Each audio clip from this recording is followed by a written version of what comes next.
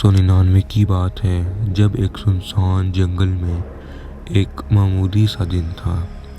اس دن میں 3 دوستوں نے جنگل میں پکنک منانے کا فیصلہ کیا۔ اس وقت آسمان بالکل صاف اور شفاف تھا۔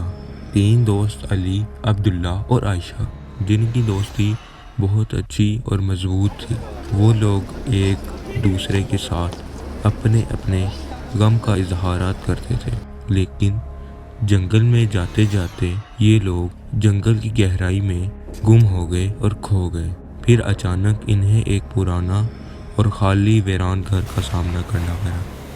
آہستہ آہستہ آسمان کالا اور سیاہ ہوتا گیا۔ گھر کا مقابلہ آسانی سے نہیں ہوا، بلکہ ان کے ہر قدم پر چھپا ہوا خوف ان کو گھیرتا گیا۔ ان کے دل کی دلچسپی بڑھی اور یہ گھر کے اندر داخل ہو گئے۔ گھر کے اندر کی حالت بھی انتہائی ہولناک اور خوفناک۔ گھر کے اندر سے چیخو پکار اور عجیب و غریب آوازیں آتی رہی، جیسے کوئی جن زندہ ہو گیا ہو۔ تینوں دوستوں کا دل کانپنے لگا، لیکن وہ موقف سے پیچھے نہ ہٹے۔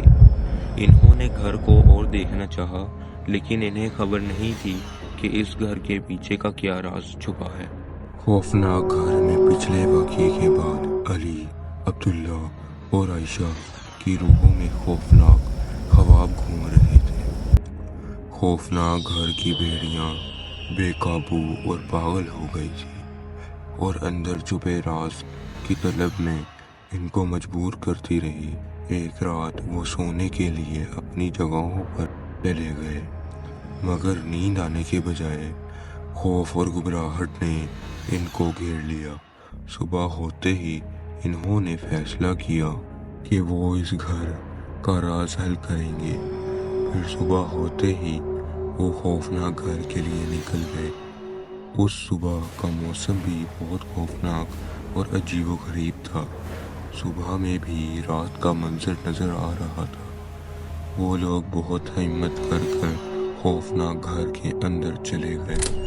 جیسے ہی وہ گھر کے اندر داخل ہوئے، انہیں انتہائی خوف محسوس ہوا، لیکن وہ اس خوفناک کے راز کو حل کرنے کے لیے بے چین تھے۔ پھر انہوں نے گھر کے اندر ایک اور خوفناک راز کا سامنا کرنا پڑا، جو ان کو مستقبل میں ان کی زندگی پر اثر انداز کرے گا۔ کیا یہ دوست اس خوفناک مغربی کا مقابلہ کر پائیں گے؟ اس کو دیکھنے کے لیے چینل کو سبسکرائب کر لیں اور ویڈیو کو لائک کر دیں۔ خوفناک گھر میں پچھلے واقعے کے بعد دوستوں نے خود کو اپنے خوابوں کے دھندے سے نکالنے کے لیے جان دینے کا فیصلہ کیا۔ ان کے اندر جو موجود روحیں تھی، وہ چاہتی تھی کہ وہ اس گھر کا راز حل کریں، اور دوسری طرف ان کے ساتھ علی، عبداللہ اور عائشہ خوفناک گھر کے راز کو حل کرنے کے لیے کوشش میں مصروف رہے۔ وہ اس گھر کا راز ان کی راتوں کو ہمیشہ بدل کر رکھ دے گا۔ ان کے خوابوں میں ابھی بھی وہ خوفناک چیخیں، آوازیں اور محسوس ہوتی رہیں۔ ان کے خوابوں میں ابھی بھی وہ خوفناک چہرے اور چیخیں انہیں محسوس ہوتی رہیں۔ ان دوستوں کو خطرناک راز کا سامنا ہوا۔ انہوں نے تسلیم کیا، خوفناک گھر کی سرگوشی کا راز کبھی حل نہیں ہوگا، لیکن انہوں نے کہیں سے پتہ چلایا اس گھر میں پرانے لوگوں کی آتما ہے اور چیزیں رکھی ہوئی ہیں۔